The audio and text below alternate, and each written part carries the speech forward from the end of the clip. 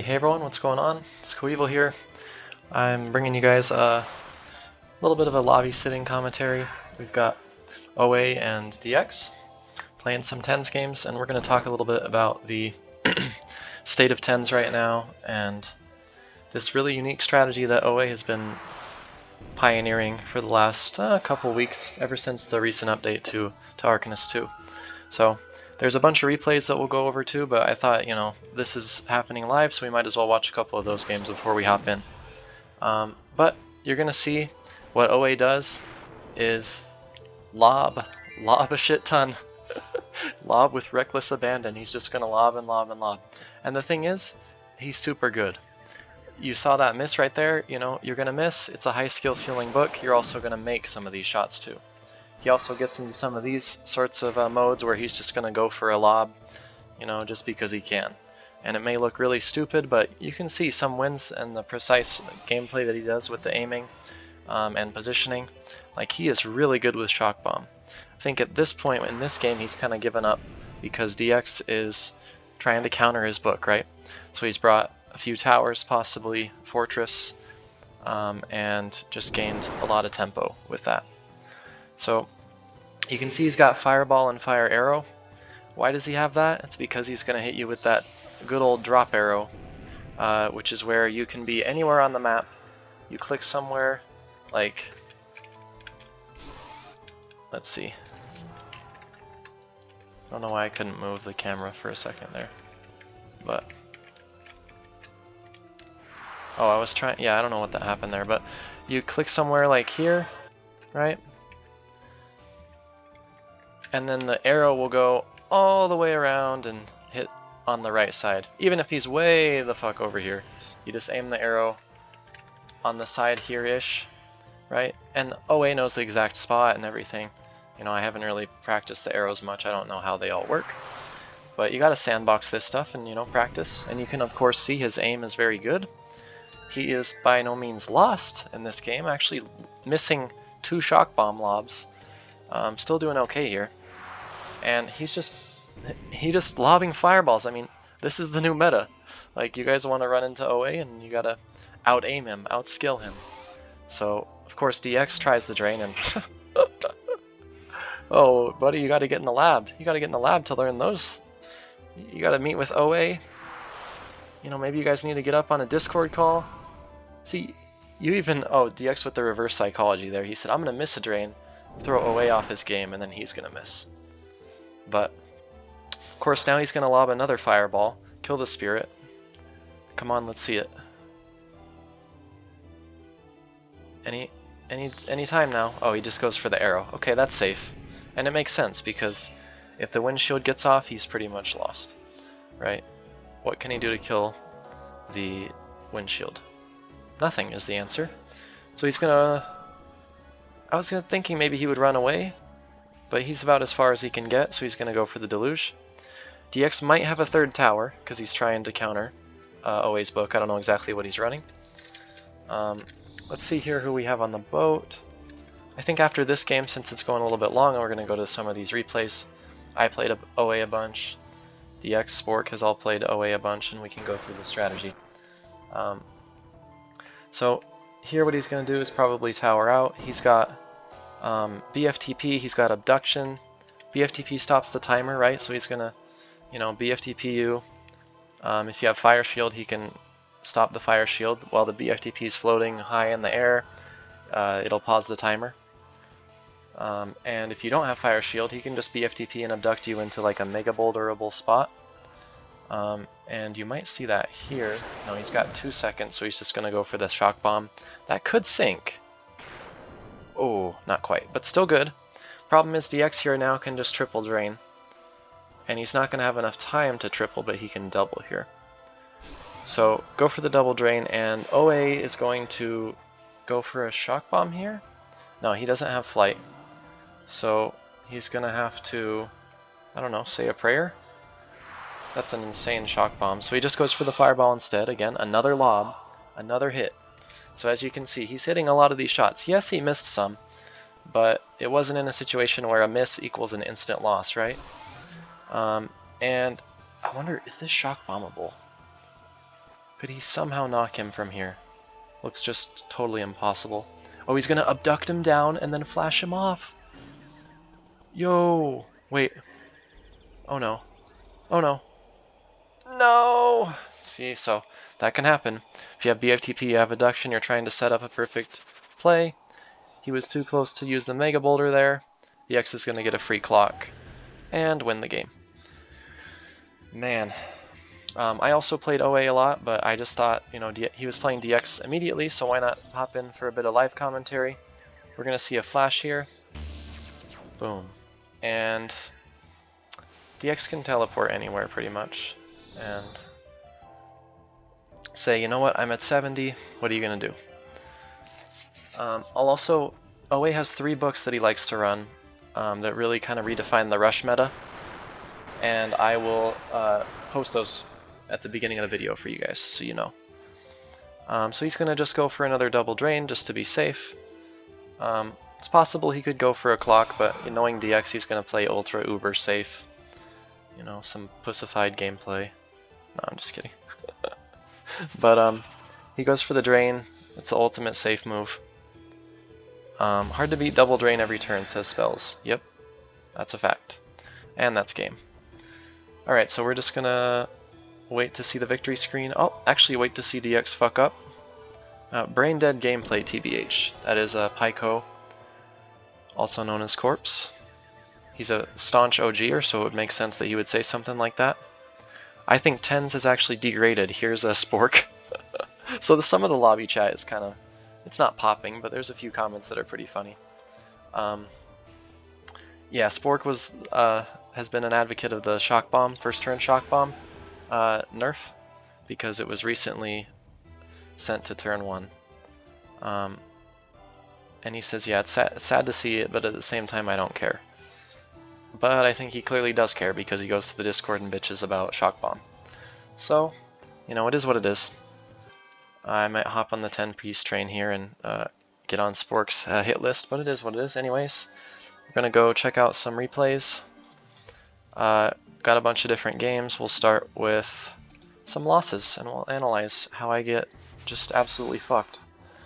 And you'll see his strategy. So, of course, what I was complaining to him about was I get spawned in a hole and he does these quote-unquote easy shock bombs and is able to lob. Of course, he got the first turn bubble, so you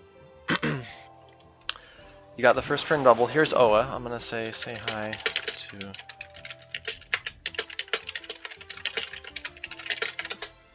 Okay. So anyway, you got the first turn bubble, so he sank me, which was fortunate for me. But here's the thing: I teleported in. I can't really teleport to the side because he'll just fire arrow me and sink me. And so I come out and I mud him, but then he just gets a BFTP out, jumps out, and then shock bombs me off the map, and I don't have any gate. So I'm just getting absolutely fucking destroyed in like 5 turns. What do you do in this situation where he shock bombs turn 1? It's very difficult because he's closed the gap. He's middle of the map, right? He's closed the gap. So you can't run away in tower. He's going to catch up to you in pebble. So there's almost nothing that you can do. You don't have your, you know, bulky summons like Pegasus or anything like that. I could tree, but he's flighted in like the air, so you can't really tree that turn 2 after he lobs the shock bomb. So I chose to tree there, but it's futile, right? There's no point. So you can see he didn't even pull out the fire arrow, but just the threat of that, I'm not able to side hide because he's going to sink me again. And maybe I just have to eat that sink and hope that he can't do it twice. I'm not sure, but it's a super tricky situation to be in when he goes first. So now I'm going first, and I decide to switch up the strategy and go for the tree.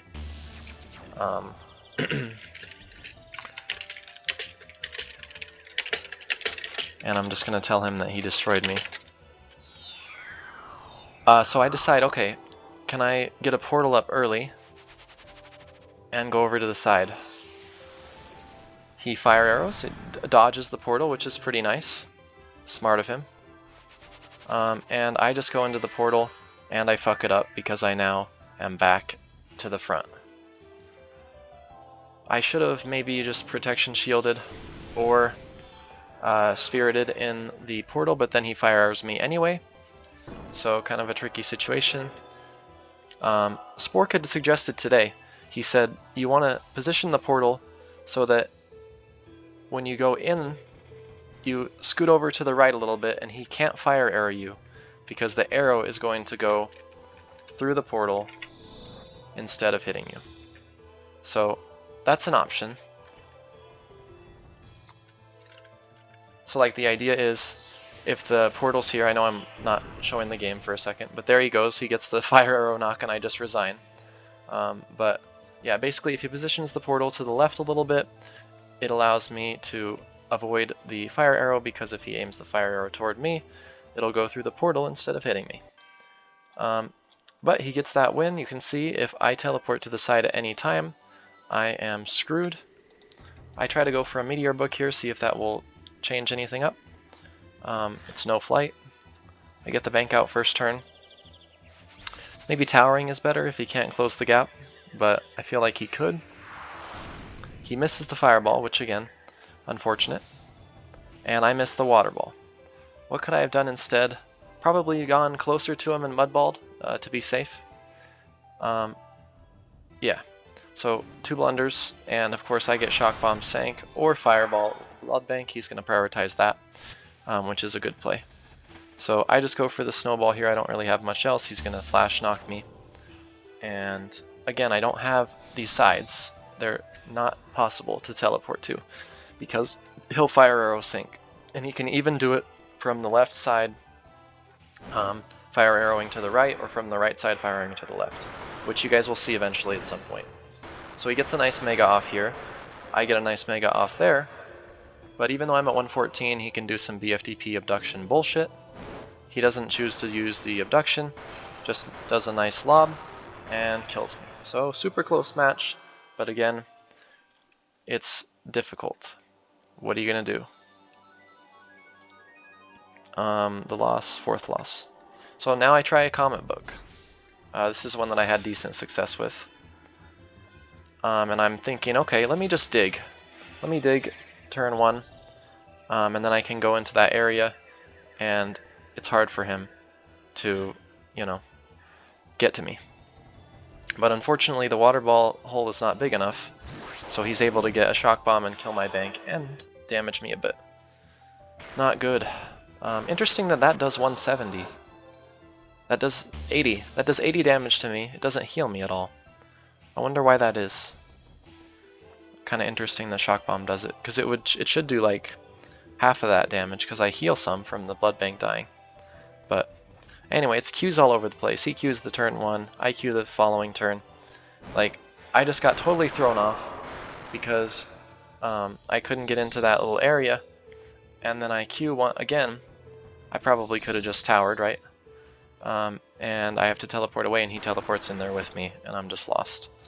So, of course, a bunch of mistakes are being made in these games, but you can kind of see how the book works fairly well is because he's able to kill a blood bank with a fireball.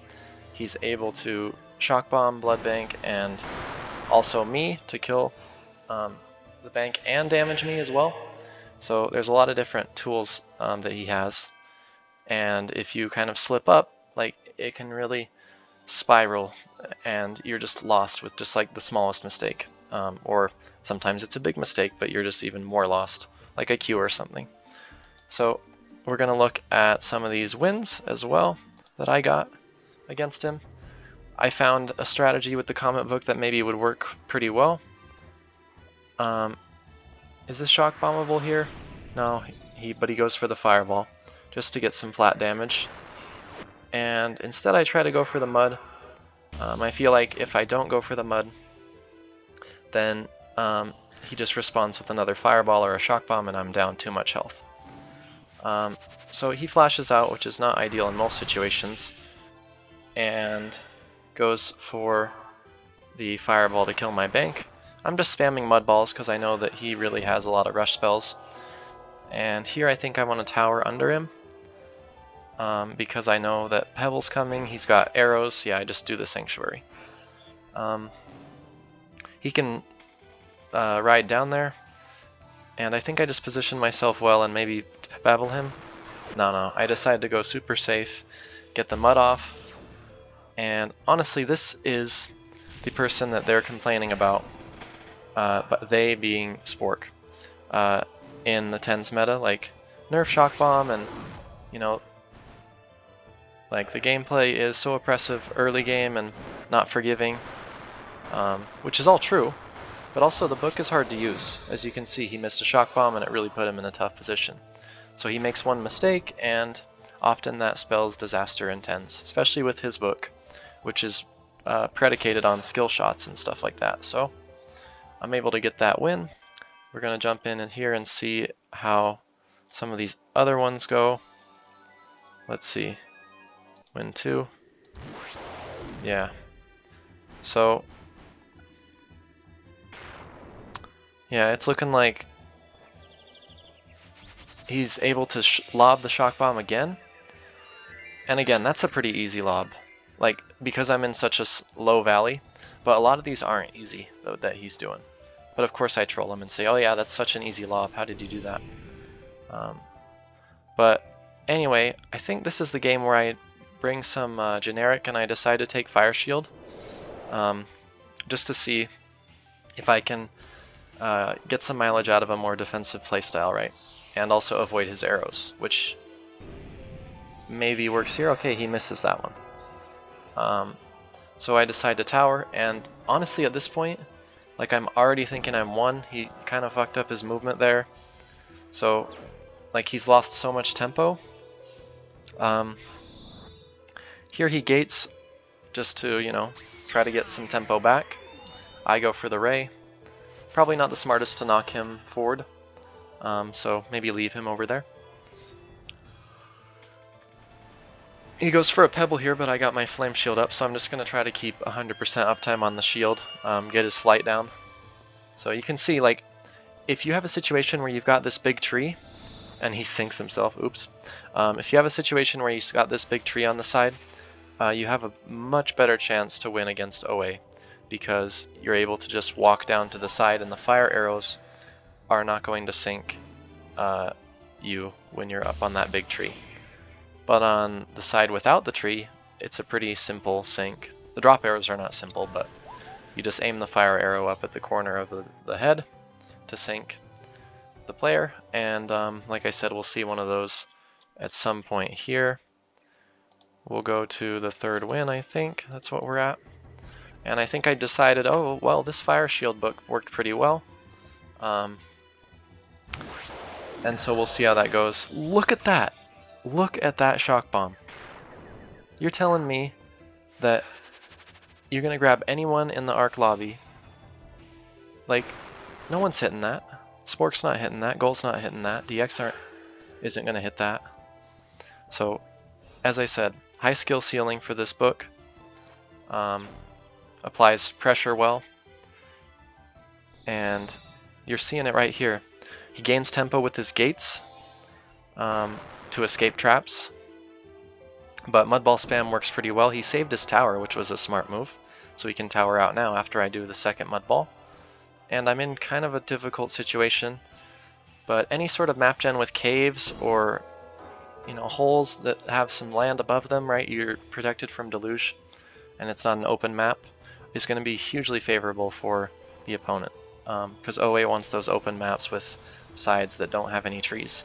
Which in this case, the sides don't have any trees, so I have to be really careful. Because if I get into a situation where I'm down a bunch of health, I have to teleport. I can't teleport to the side because he'll drop arrow me. And again, we'll see that in one of these games. So he just ends up queuing. Just these games where he makes mistakes, it's going to snowball in 10s, right? And if you don't see these mistakes, it's a super oppressive book that can pressure you heavily, right? And of course, you've got OA even taking games off of Spork, taking games off of DX. Oh, this is not the right game. Let's see, what was the fourth win? There we go.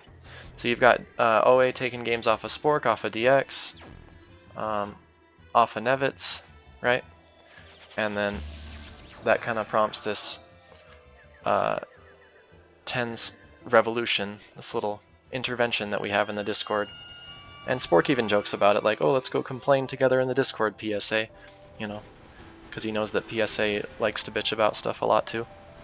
But I find it all pretty funny because it's just like he's always carved out a niche, a really unique playstyle. Yeah, it's fucking tilting diverse, and I know that because I lost like 6 or 7 games in a row to him, but also got quite a good string of wins. But you have to like adapt and kind of figure out, okay, do I need to run some different spells or something a bit unique that can help, you know, counteract his rush playstyle? Do I need to just change my strategy with my current book and leave everything the same? And you kind of see what you try to do is just, well, first of all, map gen has a big thing to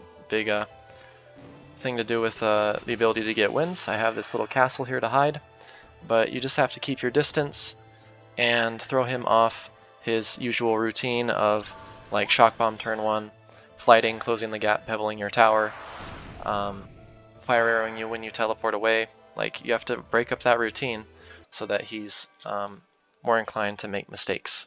So those are a few examples of my games and the wins and losses. Then there's several others that I can show you guys. Here's a game that Spork played against him, and it's quite the treat. Actually, 10piece showed this on his last video. He's been making a couple more videos, and they've been some great fun content. You can check that out if you guys want to. And Spork is just lobbing mud balls. He doesn't give a fuck. He's like, I don't respect OA. I'm just gonna lob some mud balls, and he's not respecting the shock bomb sync. And this is one reason that he's so adamant about turn 1 shock bomb not being a thing. Of course, then he doubles back and says, oh, it's okay, it's fine. You know, we'll adapt. So, in my opinion, it's like pick one side or the other and just stick to it. Otherwise, you look kind of weird. So he's jumping, and he just underestimates how much time he has, doesn't respect the shock bomb sync, and those lobs are hard. They may look simple. It's like, oh, it's so easy, right? That's not a big deal. Well, how are you going to determine that the shock bomb is going to stay? Okay, so he doesn't aim quite high enough, and so it doesn't sync that time, but still okay, he's in a good position. But anyway, as I was saying, how are you going to determine the shock bomb is going to stay stuck to the land? It could just bounce off if you don't get the power just right? So anyway, he's going to go for the pebble down, and what OA likes to do too when the mud is really high is BFTP at the top and jump out, which maybe he should have done. He should have gone all the way to the top, but he didn't have enough time. So he's going to use his BFTP strategically here just to apply pressure. Spork's down so much health, and he flubs that drain. I don't know what he was thinking there, probably just didn't see the pixel. Totally believable, happens. And he lobs the shock bomb. Spork has no teleport, he just has to prot. He's got a generic book. And OA is going to finish him off with a really nice Mega Boulder. Wonder if he extended there, it looks like he might have.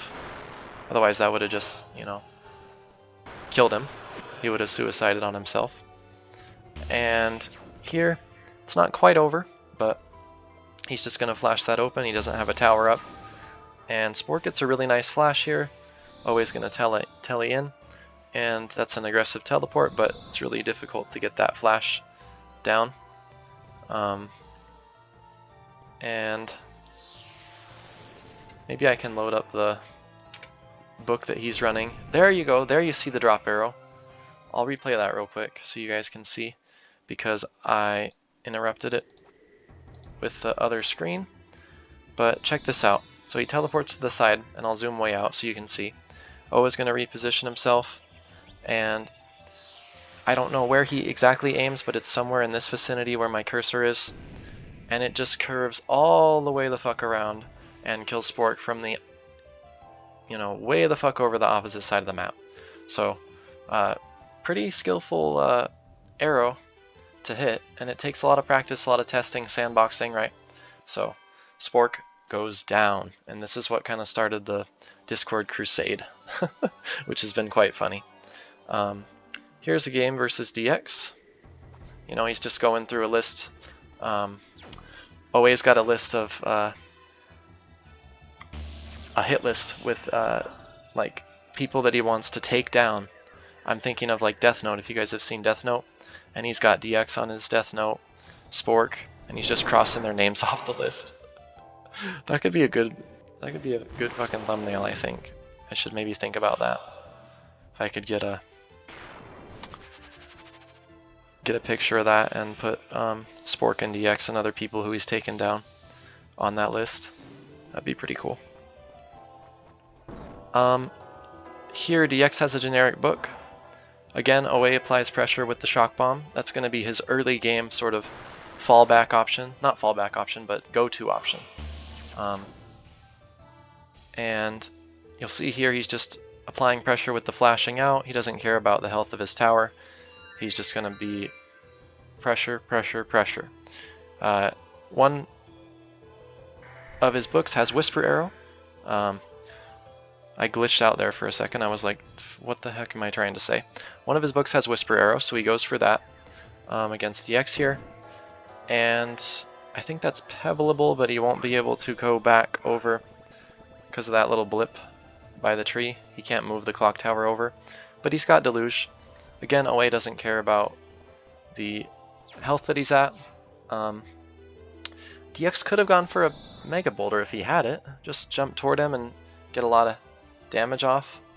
Maybe he's scared about the Mega Boulder in response. That brings him real low. Oh, he's got a Dark Knight book, so might not have Mega. I don't know. I think you should still have Mega. With the positioning that OA has, he's able to get a Whisper Arrow off, damage the DK and DX. Just again, continue to apply the pressure. He knows that can't do 235. DX fucks around with the Dark Knight too much, panics, and messes up the charge. Been there. And here you're going to see Abduction in action. He's just going to fucking abduct him to the perfect Mega Boulderable spot. And flubs it a little bit, but it's not terrible. He's at 28 health. DX is going to get that Dark Knight out and then Q again because, well, it's 10 seconds. What are you going to do? I guess he's not goal. He can't really navigate the Dark Knight in 10s. No, I'm just kidding, but that's like hard to do. You have to spam the button a lot and know where the charge icon is. It's real difficult. So he's taken a game from Spork, taken a game from DX, and let's see, he's got quite a few more here. We'll go through a few more. We'll go through a DX win, sure. And we'll just go through a couple more of these before we wrap it up. But yeah, we're kind of seeing a new style, a new meta in 10s. Well, I don't know if I'd call it a meta because it's really only OA that's bringing this type of book. But some new flavor, some creativity, you know, we'll say. And you can see how Shock Bomb, apply pressure, turn 1, gate out, BFTP, drop arrow. Look at this. Perfect sequence. Drop arrow sync. This is just the clinical game. How the fuck is he doing this? He's just destroying. DX puts up the draw, which I would be too. Most people would be resigning here. Hilarious would be resigning here instantly. So now, I mean, it's not rocket science. You pebble down. Oh, no you don't. You just hit a fucking bank shot. Did he call bank? Look at that shock bomb. Jesus. Of course, okay, this has an element of luck to it. But also, these are shots that you don't even attempt. You have to like have the foresight to see some of these moves. And then let alone attempt them, right?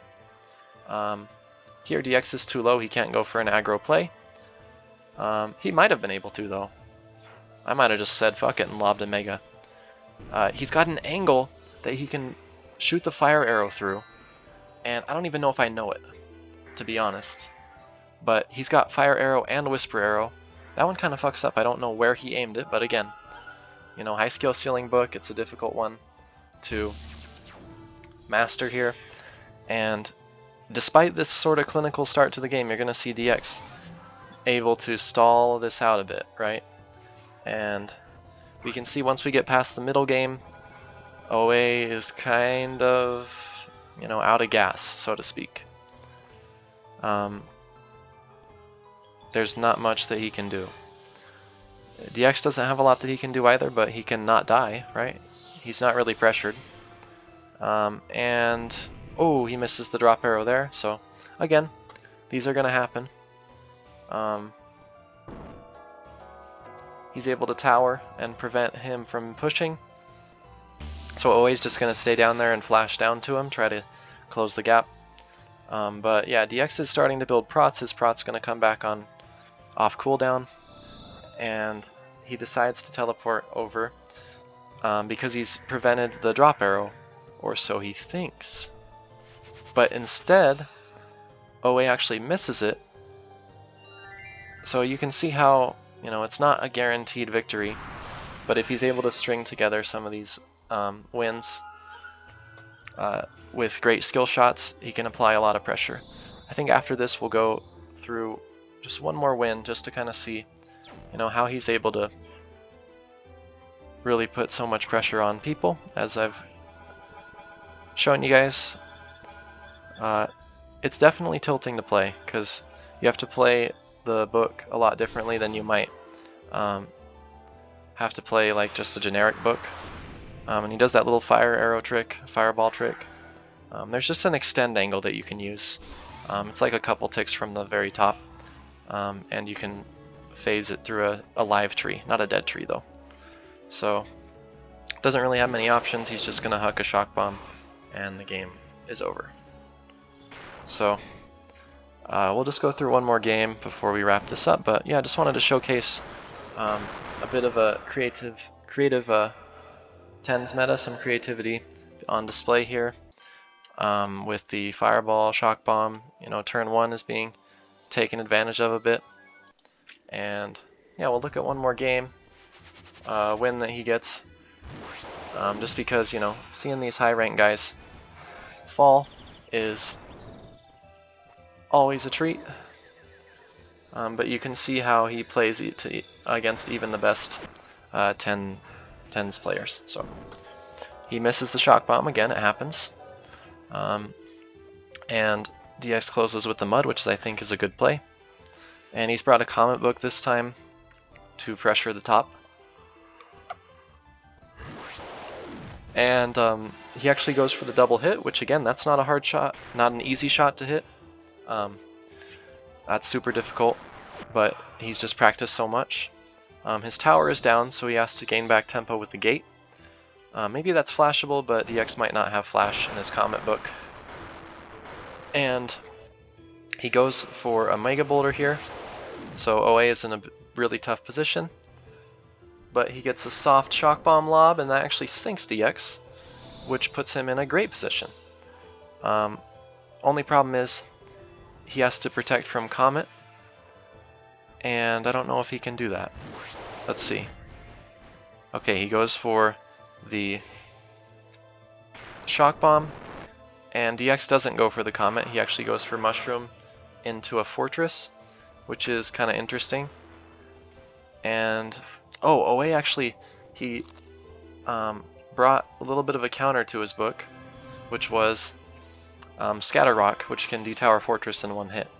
So DX is saying, you know what, I'm going to bring 3 towers to kind of counteract your pressure. And meanwhile, oh, he just lives with 9 health. So there's a lot of luck involved in some of these games, but he gets the Mega Boulder off, and does it hit him? No, it doesn't. Oh my gosh, he wins with 9 health versus DX with that comic book. And that's when DX was like trying to design a book specifically to counter OA with his new sort of heavy aggro playstyle. So anyway, hope you guys enjoyed this video where we dove into some live commentary and also checked out some replays from OA. Yeah, try out some 10s games. It's a really interesting meta, and kind of fun to face this book at times, but if you face it too much, it can get kind of tilting and irritating. But props to OA for coming up with this unique strategy and sending Spork straight to the Discord to complain. And hope you guys enjoyed this video.